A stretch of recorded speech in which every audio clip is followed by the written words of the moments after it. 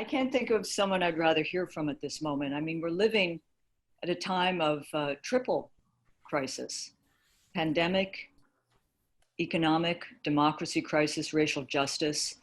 And Naomi Klein has never let a crisis go to waste, and she does so with humanity and strength. It's my great pleasure to introduce Naomi. She doesn't need an introduction, but let me just do a brief introduction. Writer, activist, thinker, award-winning journalist, New York Times bestselling author. Naomi is a senior correspondent for The Intercept, Puffin Writing Fellow at the former Nation Institute Type Media Center, holds the inaugural Gloria Steinem Endowed Chair in Media, Culture and Feminist Studies at Rutgers University. Her many critically acclaimed books include No Logo, The Shock Doctrine, This Changes Everything. She's won countless awards. The books have been published in more than 30 languages. Her views on solidarity, on social justice, on disaster capitalism, the shock doctrine, are, as I said at the top, especially resonant in times of crisis, pretty much the default state of our country, of the world now. And even before the state of pandemic, you'll hear from Naomi. She's a remarkable public speaker, regular media commentator, print, radio, TV, on everything from Democracy Now! To the Rachel Maddow Show to Real Time. Interviewed, profiled hundreds of magazines. The New Yorker called Naomi, quote, the most visible and influential figure on the American left, what Howard Zinn and Noam Chomsky were 30 years ago. I'd amend that just to say she's Naomi Klein. She's her own person. Savvy organizer, she's one of the author of Canada's LEAP Manifesto, a blueprint for a rapid justice-based transition off fossil fuels. She's co-founder and advisory board chair of the LEAP, a climate justice organization developed from that manifesto that exists to inject new urgency into bold ideas into confronting the intersecting crises of our time: racism, climate change, inequality. In 2015, she was invited to the Vatican to speak at the Vatican to help launch Pope Francis's historic encyclical on ecology. I'm very proud she's been writing for The Nation for more than 20 years, as well as starring in the magazine's 150th anniversary events tour. I still remember commissioning her first piece, coming off of her book, No Logo, published in the winter of 2000. That was the first of many articles Naomi has written for the magazine over the past 2 decades. So welcome, Naomi. And Naomi asked that we just I open it with a few questions and then we'll go to you. I know there's so many. So I think it was this past week, Naomi, in an interview with The Guardian, with your longtime friend, the editor, Kath Viner, you talked a bit about why you thought the George Floyd protests are happening now amid a global pandemic. Can you expand on that? Talk a little bit about how you see the movement evolving, and how do you think movements at this point, racial justice, economic justice, climate justice, can best be supported? Sure. Well, Katrina, it's so great to be with you, to be in conversation with you. And I just want to welcome everybody from the Nation family tuning in, and thank you all for making time. It is true, I have been part of the Nation family for a very long time, and it's been a real source of sustenance intellectually in my life. And you know, when I started writing a column for the Nation about 15 years ago or so, we were looking for a name for the column, and the name that I chose was Lookout.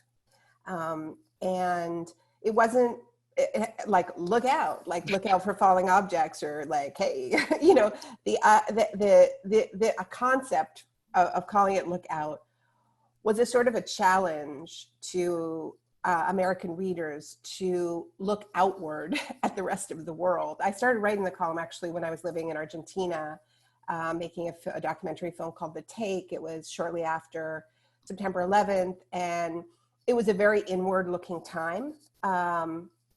But it seemed to me particularly important for the left in the United States to be part of a global conversation, right? Mm-hmm. And I came out of the global justice movement, the so-called anti-globalization movement, which was really an intensely internationalist movement that was looking at these trade deals and IMF packages that were kind of cookie cutter policies that were being imposed around the world. And we were finding our sort of common cause, looking at the different manifestations globally.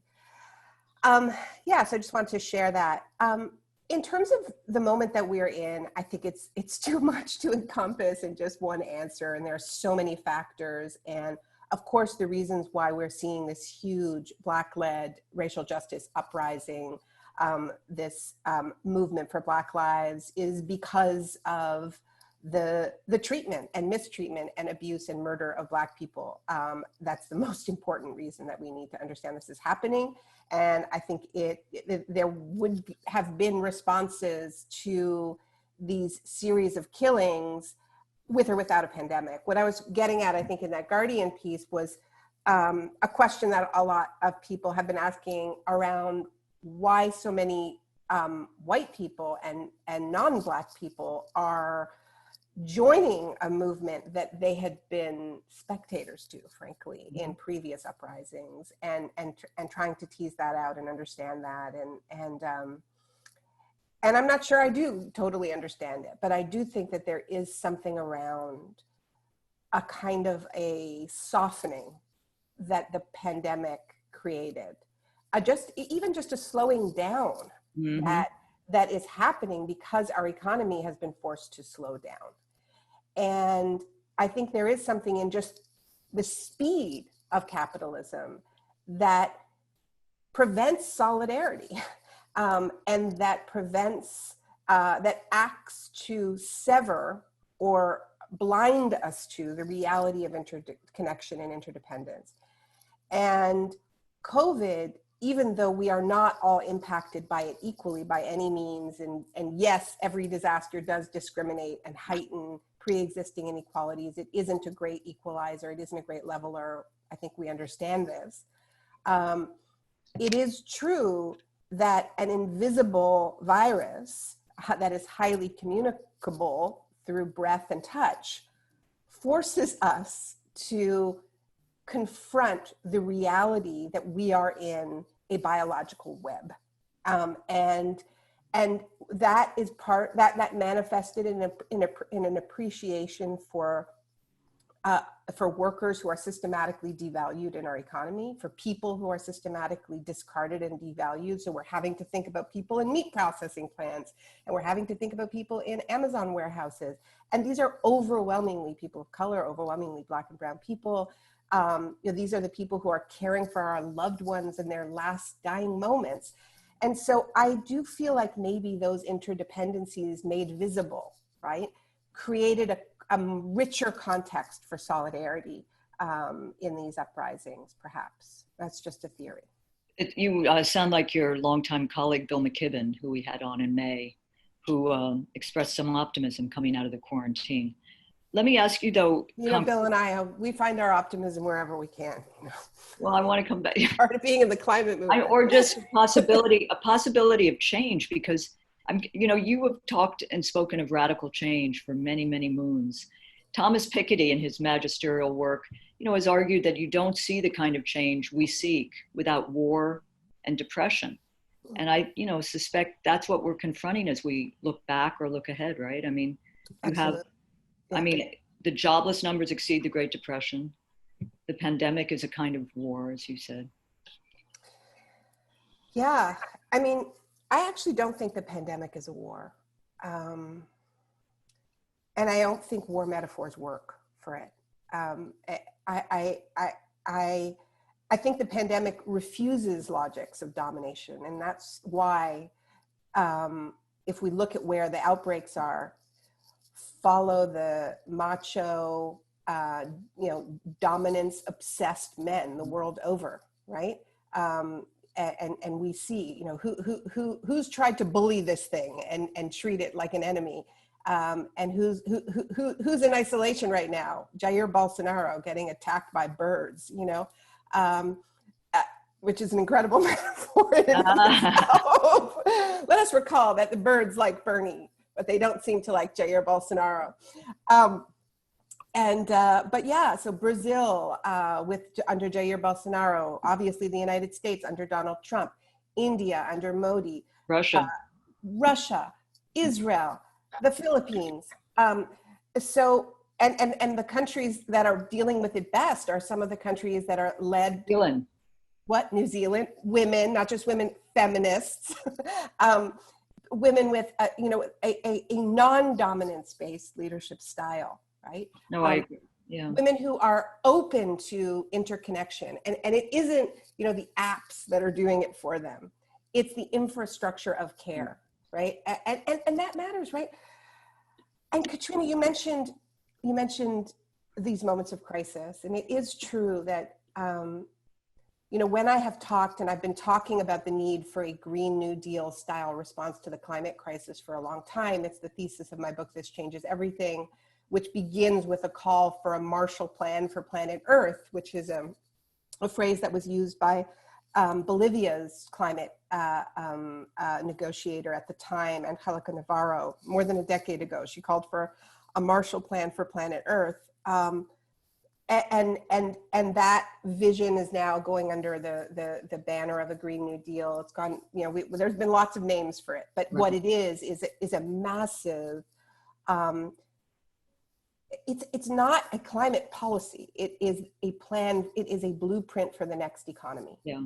It interweaves the need for a completely different kind of economic model that starts with the needs of people and the planet. It redresses and repairs the oldest crimes and wounds of our age. And when Angelica made that call, she was talking about healing the wounds of colonial extraction. She was talking from Bolivia, the country whose open veins had been mined by Europe, and seeing the climate crisis as a chance to repay colonial debts. And in the United States, the same is true for the opportunities for repair to Indigenous people, to Black people.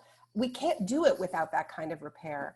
But as you say, it isn't a coincidence that these historical moments that we harken back to are moments of profound crisis and trauma, like war and its aftermath, like the Great Depression. And when I was touring with On Fire less than a year ago, the biggest pushback that I got was, look, the economy is doing well, quote unquote well, right? Unemployment is low. We aren't going to have a New Deal style transformation in the absence of a Great Depression, in the absence of a Second World War, right? And I've always resisted that, Katrina. I hate the idea that we need to hit that rock bottom, because I feel like we are in crisis already. We were in crisis already, not just the climate crisis, the inequality crisis, the crisis of racial injustice and racial violence. There were so many crises we could point to that power erased. Homelessness, right? I mean, we could go on and on. Declaring an emergency is a subjective process that is an expression of power. But that said, it is true that it has taken those moments where an entire society understands itself to be in crisis. I'm reading a book right now. It's actually holding my mouse, but A New Deal for Youth. It was published in 1938. It's very old. It took a while to get this out of print book, but it has these amazing pictures of what young people were doing under the New Deal, under New Deal programs like the NYA. One of the things they were doing, Katrina,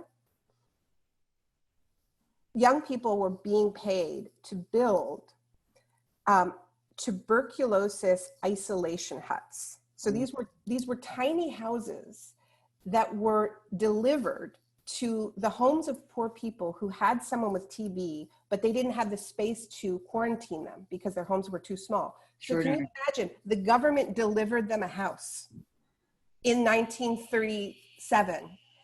The same government now today that can't manage to get a COVID test, they delivered them a house and said, here, quarantine your relative and take care of them. Wow. Yeah. Last question before we go to so many who want to ask you. You mentioned Bernie and birds. You mentioned Bernie, this coming week is going to move to cut 10% of our bloated defense budget. So it is also a time to rethink what security means. You spent a lot of the last year campaigning with Bernie Sanders as a surrogate. You know, the Green New Deal has been central to his work, his mindset. Joe Biden today, I think, unveiled a climate plan. I'm just curious how you think we're going to move forward in this most consequential election year. What can Sanders supporters do to maximize the ideas, not only he, but movements around him and he brought to our politics? I see a question in the chat. What's the name of the book? The name of the book is A New Deal for Youth. And the author, or is it a? The author is it's Lindley, Betty and Ernest Lindley, but it's. I bet they wrote for The Nation. But I mean, it's essentially it's an official publication of the New Deal. So I mean, I think Bernie moved the needle on so many issues.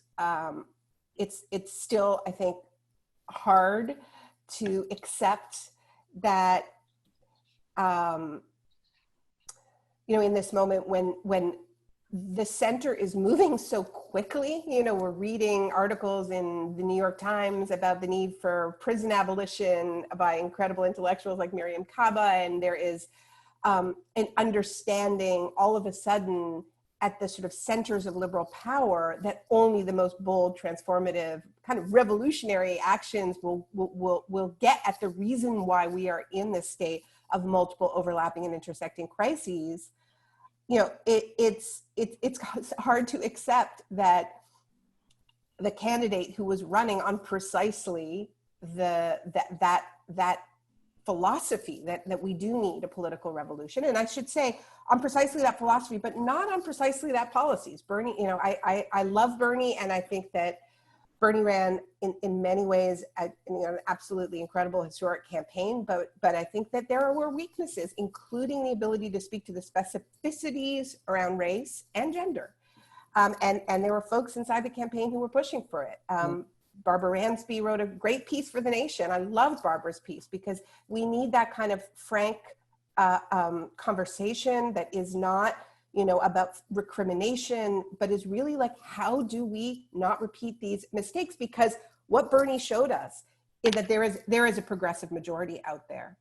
And if we have not been able to translate that progressive majority into an electoral vehicle, and we end up with somebody like Joe Biden who does not reflect where the electorate is at, that's on us. And I don't mean just Bernie, by the way.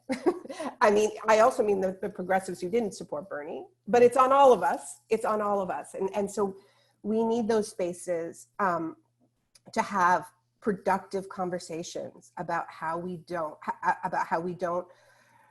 repeat these mistakes, because I'm not going to gloss over the fact that we are not where we should be. We should have an electoral vehicle that comes closer to reflecting where we are at. We've got to get rid of Trump. I want to be clear about that. We must deny Trump a second term.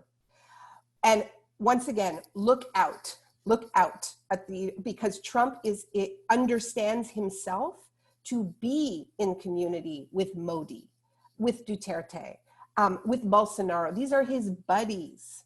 And if we want to know what a second term of Trump looks like, look at what a second term of Modi looks like. Look what Modi did when he got that stamp of approval from the electorate for a second term. It was not a continuation of his first term. It was vastly more fascist and violent. He immediately moved to strip citizenship of millions of Muslims. He immediately locked down Kashmir, cut them off completely from communication, from the internet.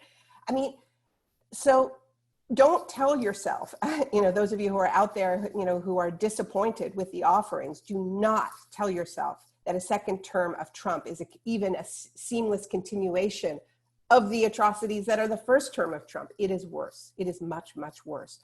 So we need to stop this man.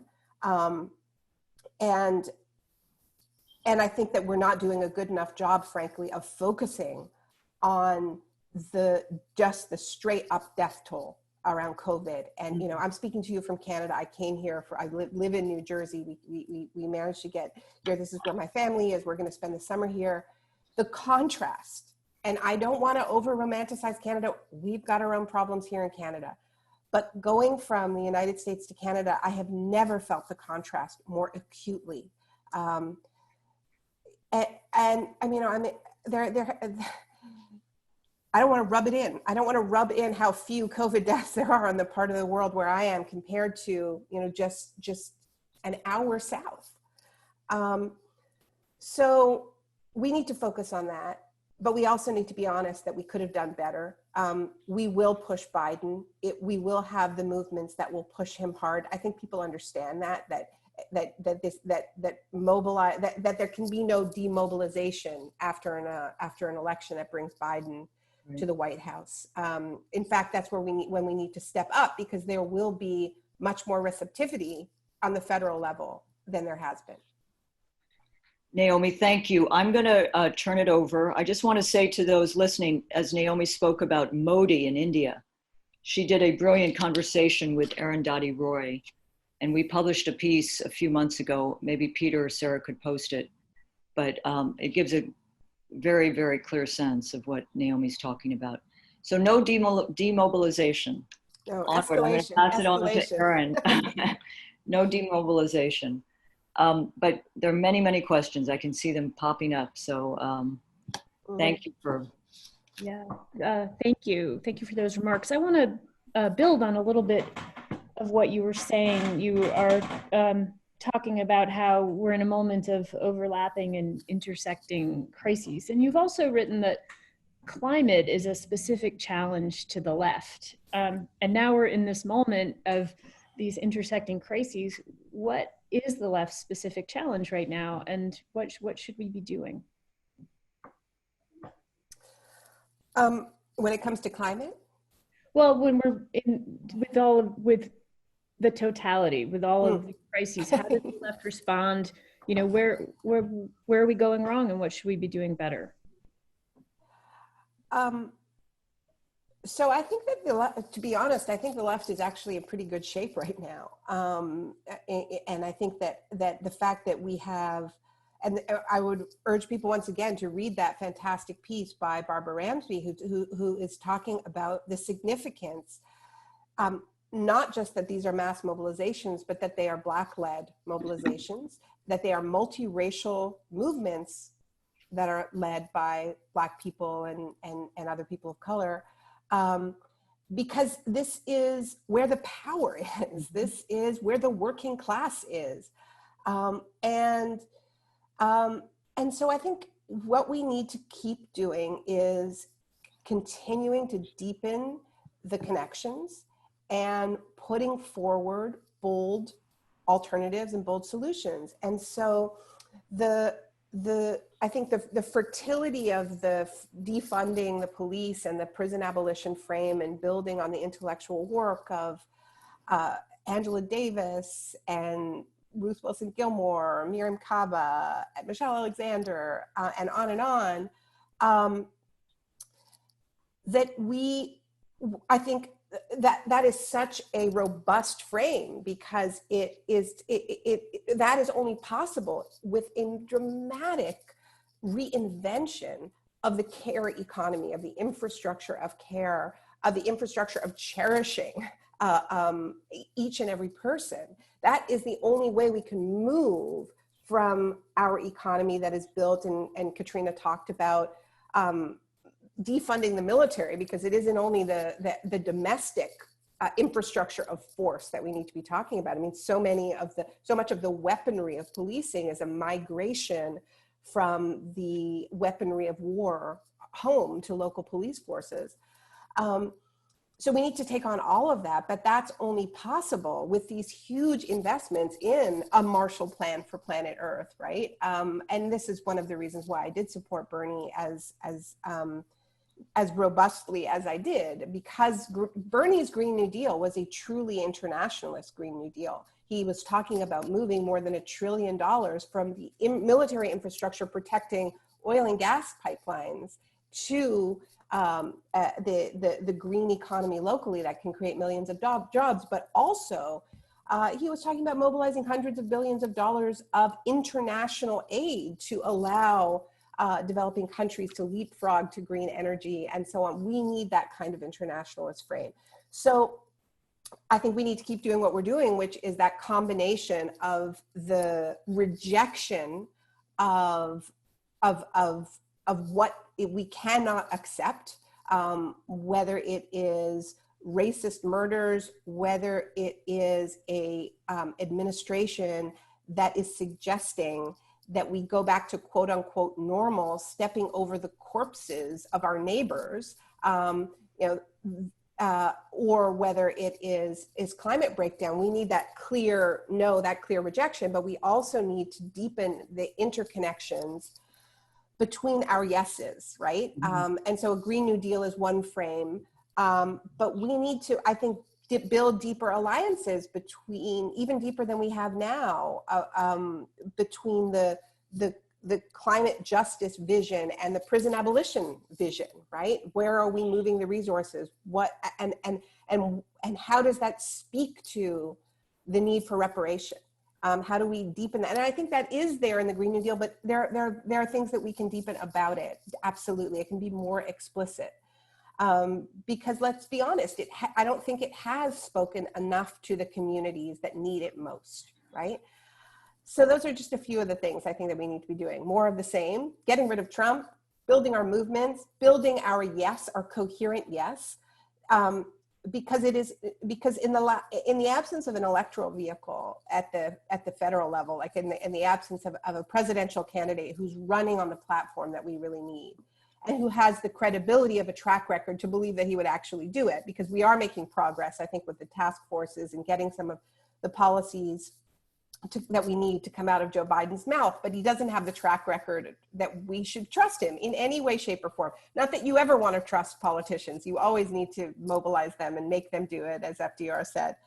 But I think especially with Biden, we need to be very clear that the vision is going to come from the movements, the pressure is going to come from the movements, and we need to be demanding of a new administration that they take leadership from those movements. But obviously, all of this is contingent on getting rid of Trump. So, I mean, look, we've got our work cut out for us. It's going to be busy months. Well, let's talk a little bit about the policies coming out of Joe Biden's mouth, and how we can all put pressure to make sure that he makes good or changes those policies, moves in those policies. Yezyar, and I apologize, I know that I'm probably saying your name wrong, but is saying that Joe Biden announced climate change policies just yesterday. And does he go far enough? And will he be able to accomplish the goals he set out? And then I would just like to extend that to say, and we need to push him. So what else how are we pushing him? So I think the most important, the biggest problem we're going to have with Joe Biden is gas, natural gas. He shares Obama's all of the above energy strategy, quote unquote, all of the above, which is incredibly reckless, and is the reason why we're seeing a major methane spike, which is a very, very powerful short-term heat trapping gas. We simply can't have it. And this is where we're going to have the most work to do, I think, with Biden. I think I think he gets that coal is over, but this idea of gas as a bridge is pretty deeply embedded in not just Biden, but this whole infrastructure of advisors around the former Obama officials who are now surrounding Biden. So we're going to have to push very, very hard on that.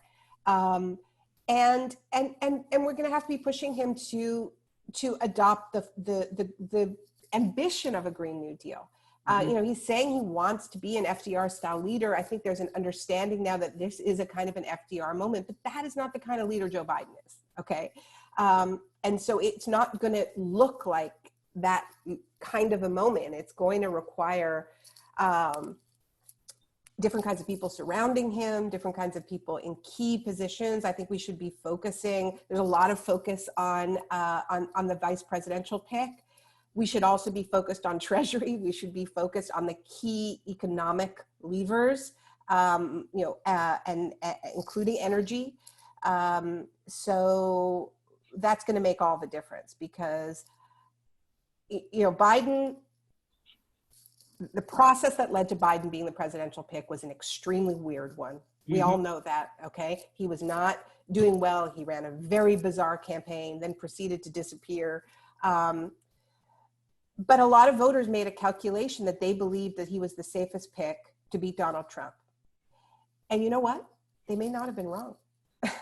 I mean, the polling right now is showing that they may have been right. He may in fact have been a fairly safe pick for a very important task, which is getting rid of Donald Trump. I'm a Bernie supporter. I made a different calculation, but I am willing to admit that they may have been right about that. Biden is very risky in a whole bunch of other areas, including planetary ones, because he does not understand, has never understood the scale of the change that we need. But given that this is where we are, and given that it may well be giving us our best chance of getting rid of Trump, we don't know how a different candidate would have polled at this point. We need to concentrate on who's going to surround him and how we're going to push him.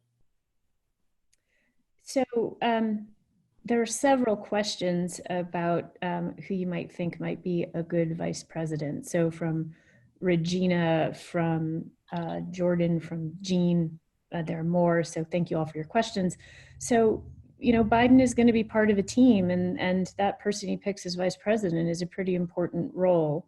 And I wonder if you have any thoughts on who might be good in that role. And then also, what about Treasury Secretary? It's also going to be pretty important. What do you think about that? I nominate Naomi Klein. Do you mind if I don't play this game? No. Treasury Secretary. No, all I can say is that we need somebody very, very, very strong who can actually dismantle the neoliberal project. I don't think we're going to get a socialist as Treasury Secretary, but I do think that if we want anything remotely resembling a Green New Deal, which harkens back to the scale of change that we had during the original New Deal, but has reparations built into it, including reparations for the original New Deal, which systematically excluded African-American workers, discriminated against immigrants, discriminated against women, and so on. We need somebody who has that kind of a track record. And so there's not that many people who I think would fit that sort of a definition. But I think it's a very important one. In terms of VP, I would say the most important factor that we should be looking for is somebody who really has the ability to energize the base, because it's really just about winning. And frankly, that's not that powerful a position, which is why I'm not that hung up on it, beyond that it just be somebody who's better at giving speeches than Joe Biden, who's pretty bad at it. It would be nice for that person to be a really charismatic speaker, for that to be somebody who really excites the base.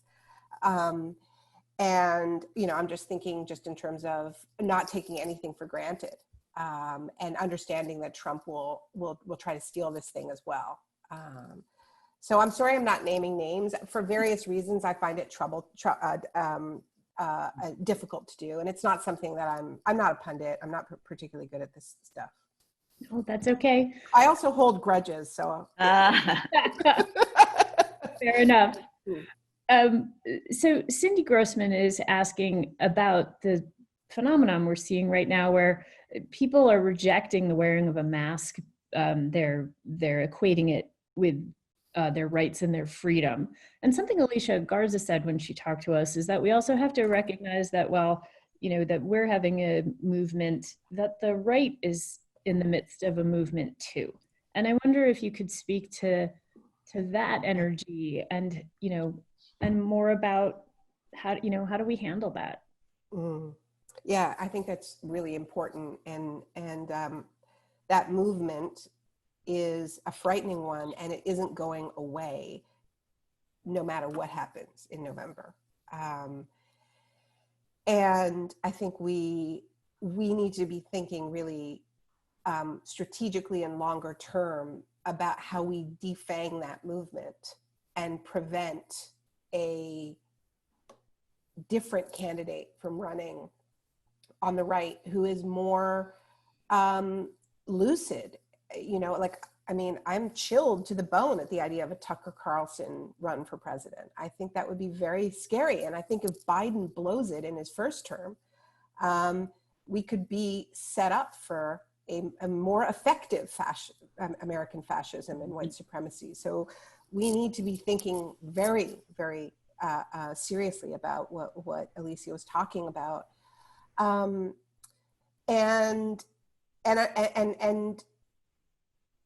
in thinking about, you know, these types of policies and the urgency, right, for these kinds of big investments, and really like trying to figure out what is the fuel that is feeding the fires of fascism.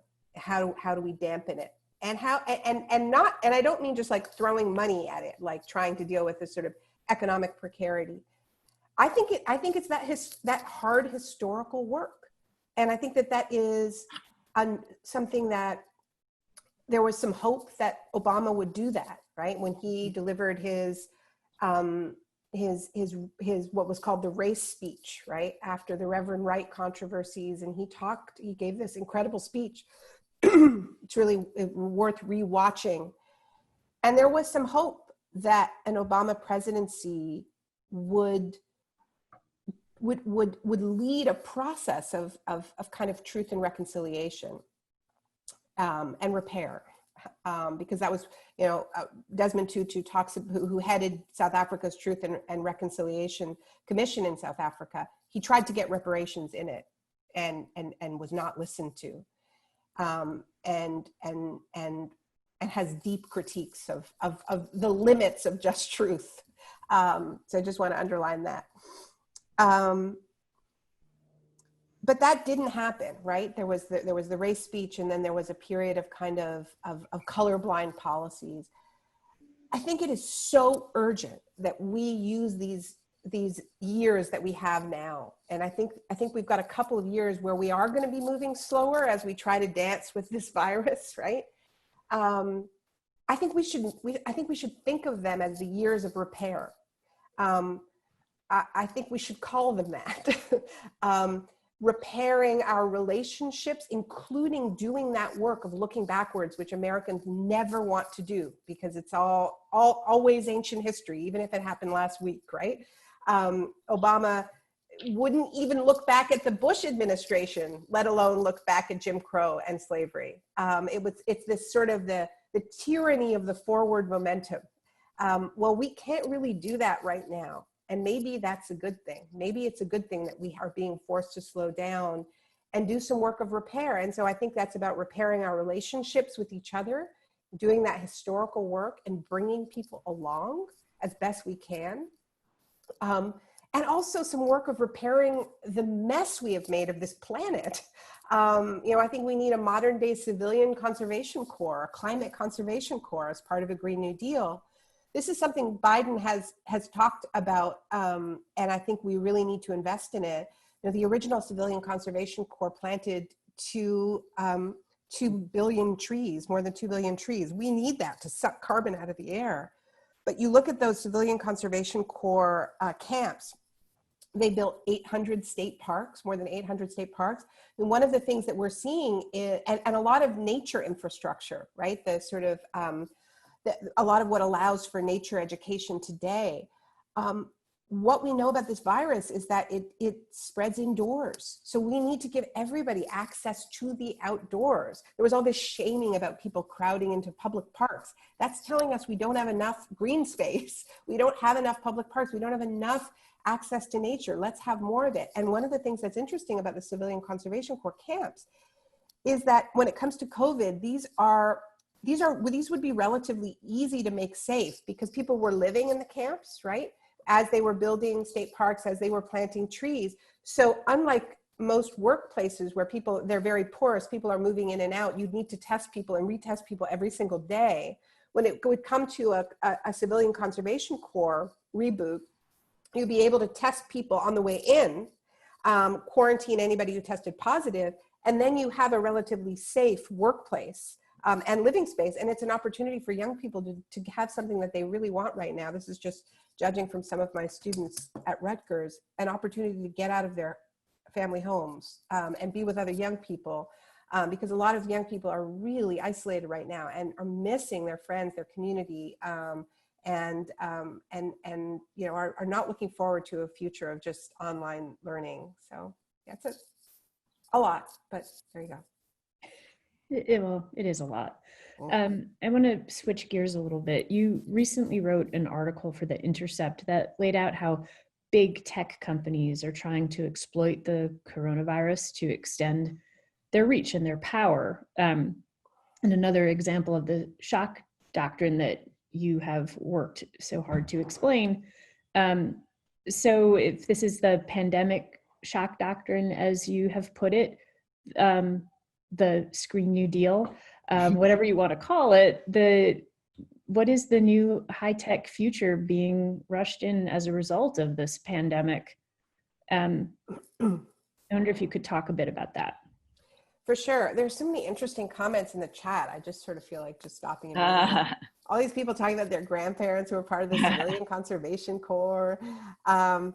Yeah, it's so great. You know, this history is, you know, part of what I think we need to be doing as the left is just telling the history and foregrounding it and reminding people that there is a wonderful tradition that we're part of. And you know, that's something that I think the nation is really so well positioned to do and does so well. Yeah, so what was the question again? About the Green New Deal, the Green New Deal. Green New Deal. Oh yeah, the tech companies. Yeah, tech companies. Yeah, you know, so what I've been arguing is that we have gotten, under those of us who have had the luxury of sheltering in place, and it is a luxury,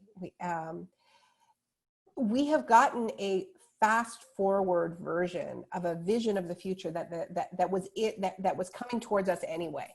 One of the things that my Rutgers, when my Rutgers class that I teach went online, we'd had a couple of weeks off and there was spring break, and we came back and we were all on Zoom, and I have a wonderful group of students that I've been working with in the semester doing a course on social movements and technology.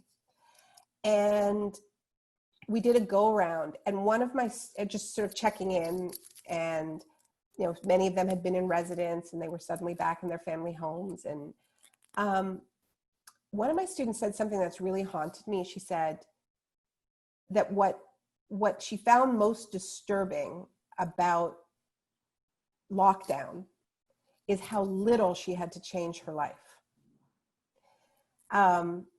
She realized that she was already so isolated, that she was already doing so much on technology. She said, it's just actually not that much of a change. And that's what's scary, right? So we were already headed in this direction of having everything delivered, everything streamed, everything mediated by technology, our relationships replaced by Facebook friends and Twitter followers, and it was making us unwell. You know, there was already, I mean, thinking about the crises before the crisis, there was already an epidemic of depression and loneliness and addiction related to all of this. And yet, you know, if you're Eric Schmidt, former CEO of Google, chair of Governor Cuomo's task force on reopening New York, what you see in the lockdown, and Schmidt has been very open about this, has been a vast experiment in remote learning, as he said. And people are, as from Schmidt's perspective, he thinks people are seeing that remote learning is in many ways better than in-person learning, and telehealth is in many ways better than in-person health. And so all of these these are backdoor privatizations. I guess this is the most important thing that I would just stress, is that our public schools are being handed over to private tech companies, and it's being called remote learning. It is backdoor privatization by way of tech platform. And we did it because we sort of had no choice, and under the sort of fog of kind of panic, and sure, Google Classroom and Zoom and all of that. But we need to protect our public schools. And if we are going to, if we are going to have to be using more technologies in order to work and learn, then we need to treat them as a public commons. We can't do this through backdoor privatization. So this needs to be a broader conversation, which balances the need for different kinds of investments. You know, I talked about the importance of access to nature. We should be having a, you know, if we spent a fraction of the resources and energies that we have spent retraining teachers to be able to run a Zoom classroom or a Google Classroom, if we did some training and allowed them to learn about how to do outdoor education, we could be having our young students in the spring learning outdoors, you know, doing math in the forest. I mean, it is possible. Outdoor education is incredible, and especially for kids with, you know, who have special needs. Many of them learn better in nature. But we're not doing that. We're just immediately migrating to a very profitable model for the tech companies. So I don't want to say that, like, I don't want to come across as saying that the technology isn't important. I think it is, but I think it's being used to foreclose on a lot of different kinds of solutions that involve investing in people, right? Like, there's all of this, I talked earlier about this idea that, you know, at the beginning we were told that the countries that were doing well with COVID were doing well because they had submitted to these incredibly intrusive surveilling apps. What we know now is that the countries that have done well are ones that have an actual social infrastructure, a public healthcare system, which doesn't just do contact tracing, but then contacts people and says, what do you need to quarantine? Can we pay for your hotel? Can we, you know, this is why I was mentioning that, you know, in the 1930s, the government was building isolation huts and delivering them to people so that they could quarantine. That's what it means to actually support people to do what is necessary in the face of a pandemic. It requires not just technology, it requires people who are checking in on you, and it requires money to help people stay home from work, get food, have childcare, walk the dog. So this is an opportunity to have a community health corps, create, once again, huge numbers of jobs for young people who are facing unemployment and older people. So I am worried about these this techno-solutionism. The thing that I find actually hopeful about it is that I don't think people like it very much. And because this rolled out faster than was the original plan, I think we're a little bit like the frog in boiling water, which, to use a really overused metaphor, that if this had rolled out more slowly and incrementally, would have gotten more used to kind of getting all of our entertainment from our television sets and all of our relationships over Zoom and over social media. But because it happened so quickly, I think we're more in touch with the toll it's taking on our mental health. There's more conversations about how important touch is, how important feeding all of our senses is, that we are not just our eyes staring at screens. So I think we need to hold on to that, because it will evaporate as we get used to it. So I think we need to really stay in touch with the fact that this experiment, and it has been an experiment, the results are disturbing. They're not, it's not what Eric Schmidt thinks it is, that we're all just like, yeah, let's keep homeschooling forever, let's keep remote learning forever. Our kids hate it for the most part. Let's remember that. So Jim Anderson is pointing out that corporations have been entangled in our education for all of our lives. They've, you know, donated books, they've built buildings. And so he's just wondering if you can explain how, you know, tech's encroachment is different or similar. And then I want to expand that and just ask, for those of us who are concerned about it, how do we push back? So I mentioned this is a kind of backdoor privatization, and I think there's a two-pronged attack on public education that's going on right now. One of them is this sort of assumption that as we do remote learning, we should be handing it over to companies like Google, as opposed to having a commons-based approach to technology, a digital commons. And the other thing that's happening now is this parallel push by Betsy DeVos and Trump, pushing public schools to open before it's safe, before it's ready, right?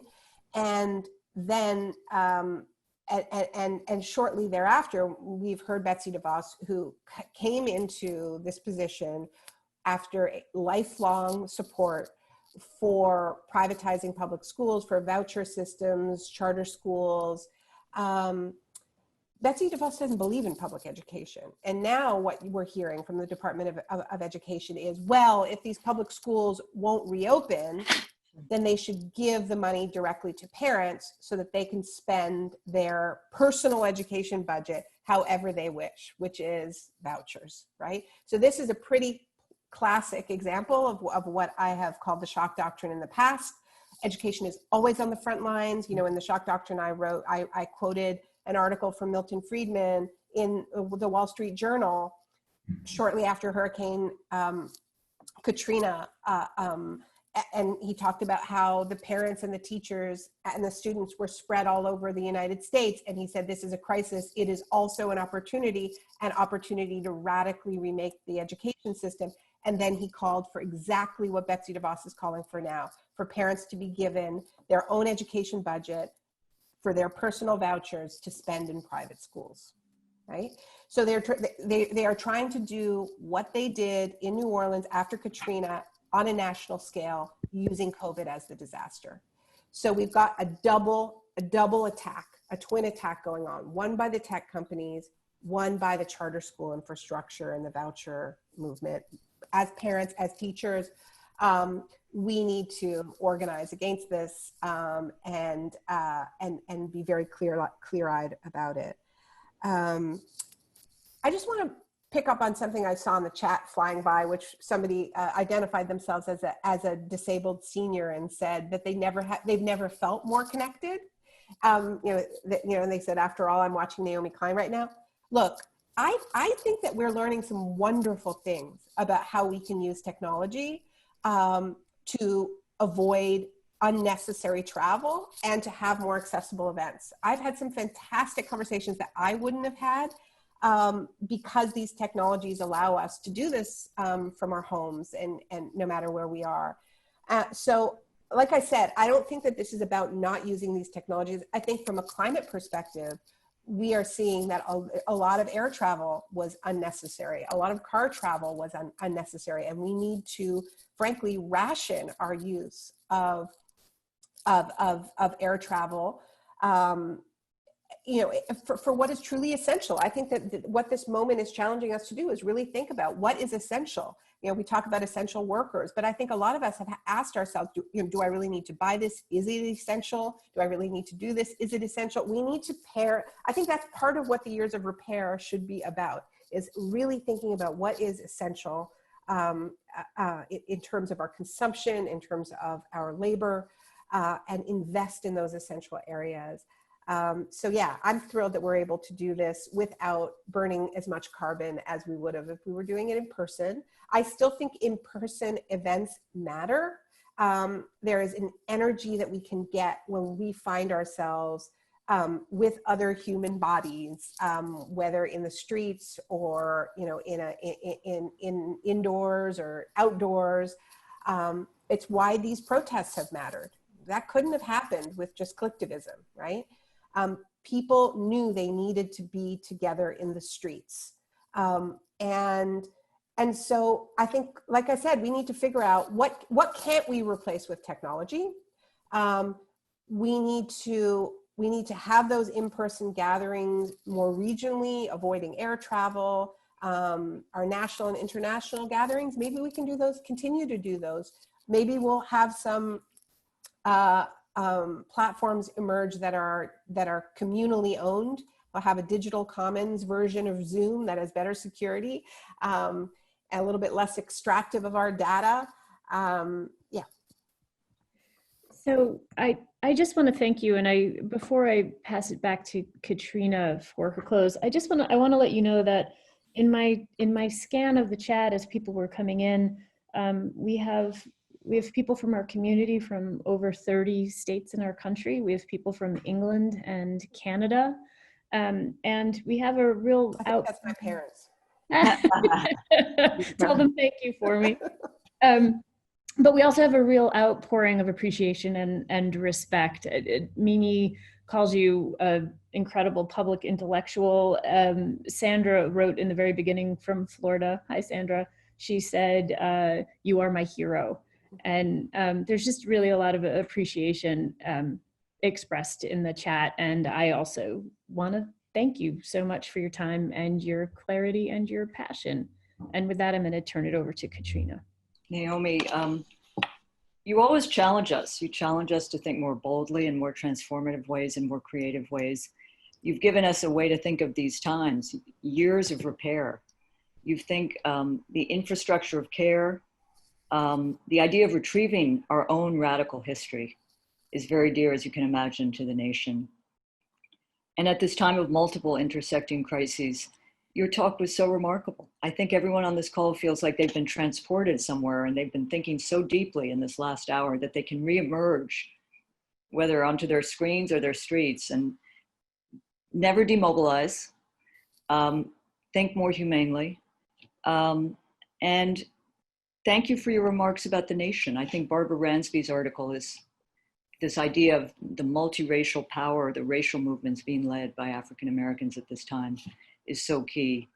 At a time when the center is moving so quickly, you must have vertigo of a sort because you've been on the cutting edge, and I believe the nation has too. So thank you very much. In a conversation series which has featured Alicia Garza and Reverend Barbara and Ai-jen Poo talk about infrastructure of care,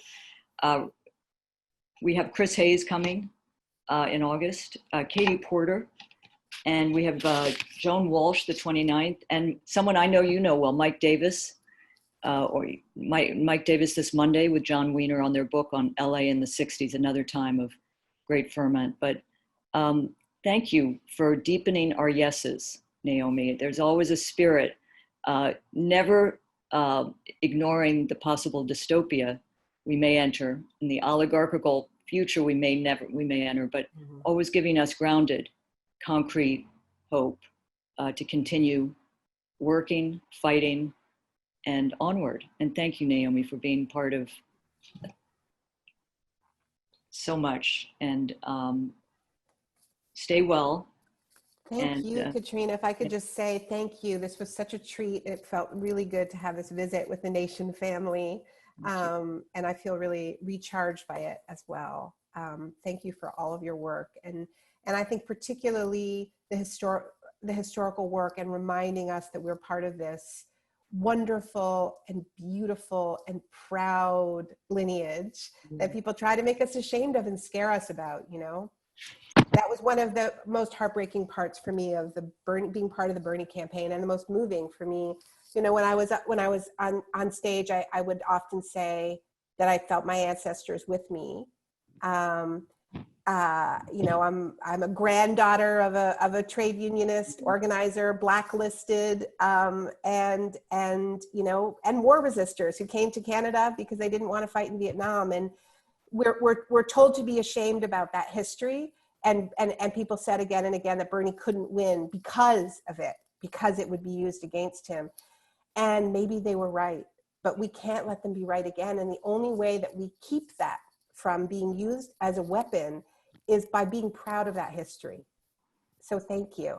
And on that final note, I would just recommend our friend Jeremy Scahill's podcast this week is about Paul Robeson. And it's a wonderful hour about Paul Robeson's life with Gerald Horne. And I would just treat yourself to that.